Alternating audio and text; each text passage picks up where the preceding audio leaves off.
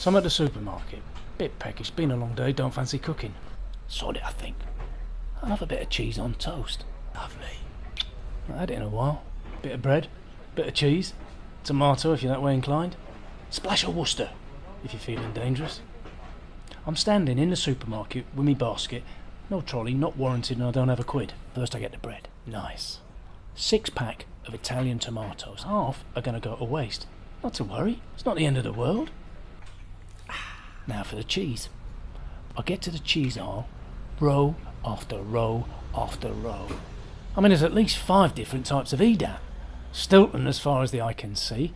Then there's your Ponzi French cheeses, your Bries, your Camemberts, frankly looking a bit smug. Gorgonzola. Why?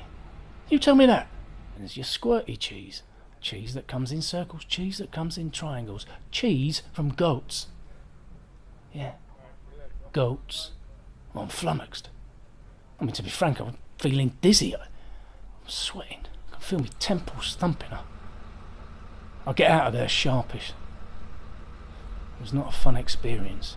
Or do I look like I'm laughing? It's confusing. Labels. Labels on everything. Perplexing. Now you look at me, this face, you got the sus on me, ain't you? Every line, crevice, scar, colourful story mapped out on me physog. You make a judgment. Label it. Label me. Ignore me. I'm being deep. Metaphorical. Easy, tiger. Always been a problem with me. Dolly Daydream, Mark called me.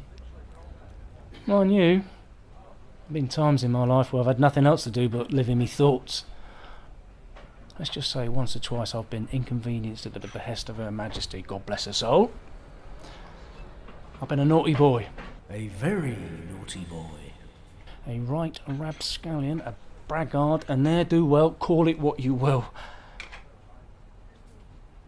Been a cunt. A little inheritance from my old man. A bequeathment of souls. Like most on my bad side. He always said I was rotten to the core. When you're carrying half his filthy genes inside, you don't stand much of a fighting chance. You end up in a place like this. Funny thing doing a stretch.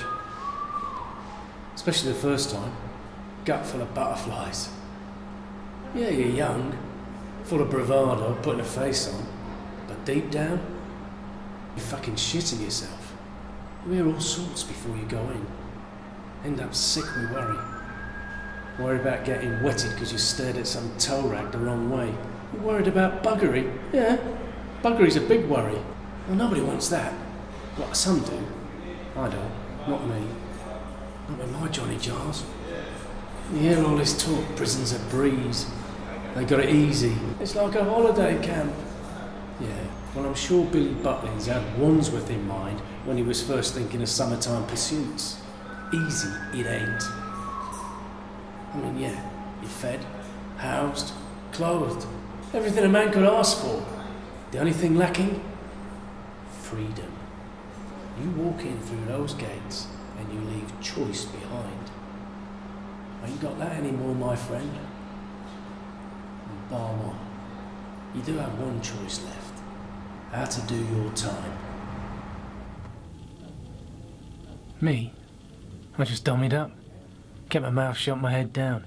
Easier make it on yourself the quicker you're out of there, but some, the young uns, the my-face generation, whatever it's called, went behind the beer mug, something to prove. All shivved up, full of spunk and milkshake. Get themselves into all sorts of bother. Cold light of day. You're all in the same boat. Stuck behind those grey walls 24/7. You're told when to eat, when to sleep, shit. You're just another number on a spreadsheet of bastards. Took me a long time to realise that. It was the front end of a 3-year bit. Usual nonsense, bit thievery. Well, I had what I can only describe as a right turnaround. I was lying on me bunk, deep in thought, as usual. I spotted this crane fly. Well, I say crane fly, to give it the common parlance, the daddy long legs. I mean, there was nothing unusual about it. I mean, well, it wasn't juggling or anything. He was just going about his business. But I was fascinated by it, mesmerised. I watched it for hours. I couldn't take my eyes off it. Then it was gone. I just flapped its little wings and I was off. And that's when it dawned on me. I say dawn, that's the wrong word. I mean, it hit me like a sledgehammer. It wasn't stuck inside there at all. It had a choice. And the moment it didn't want to be there anymore, it just flew off. And I sat there, jealous of a fucking daddy longlegs. Whole world came crashing down. My chest was tight, like a fucking vice. I was sweating like a pig in mink. It's pouring off me. I'm drowning in it.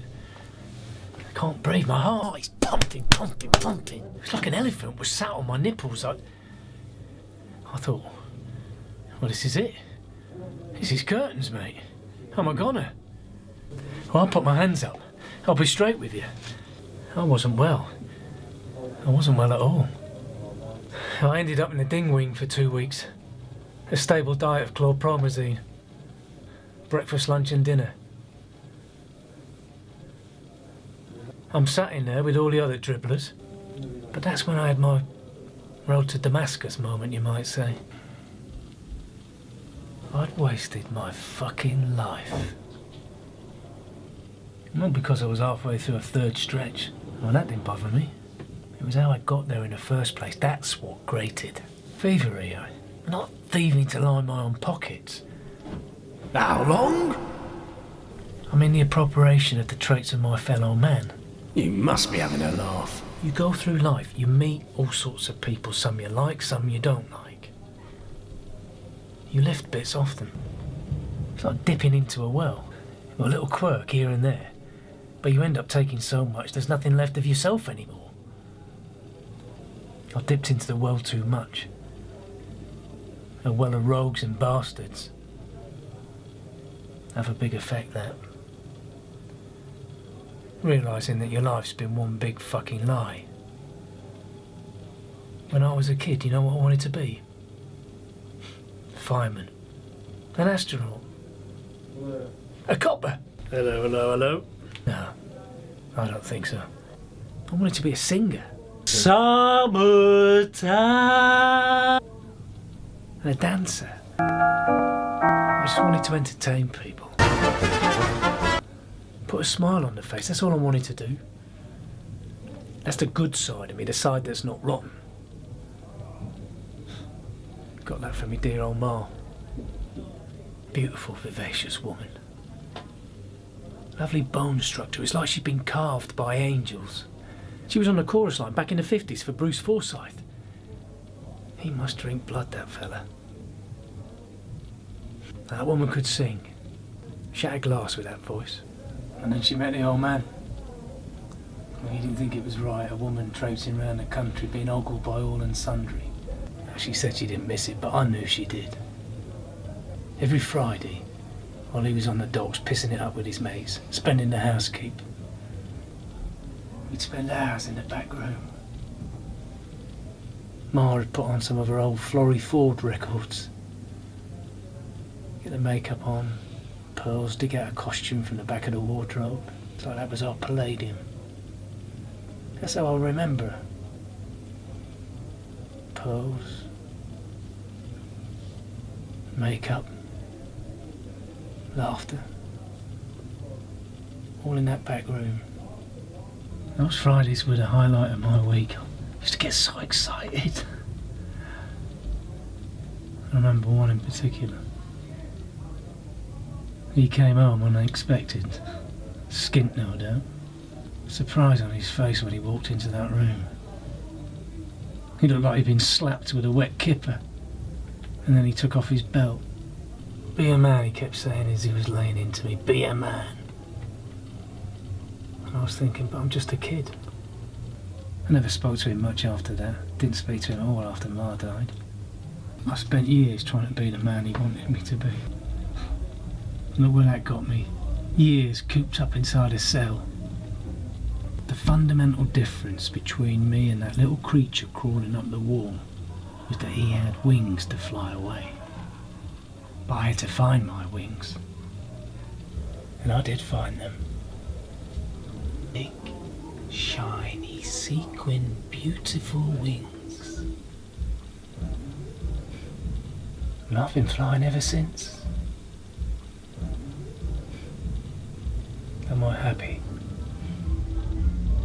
Or does it look like I'm laughing?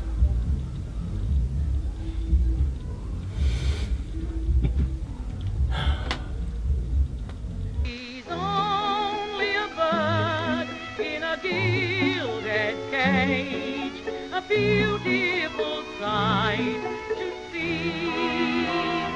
You may think she's happy and free from care. She's not, though she seems to be. 'Tis sad when you think of her wasted life, for you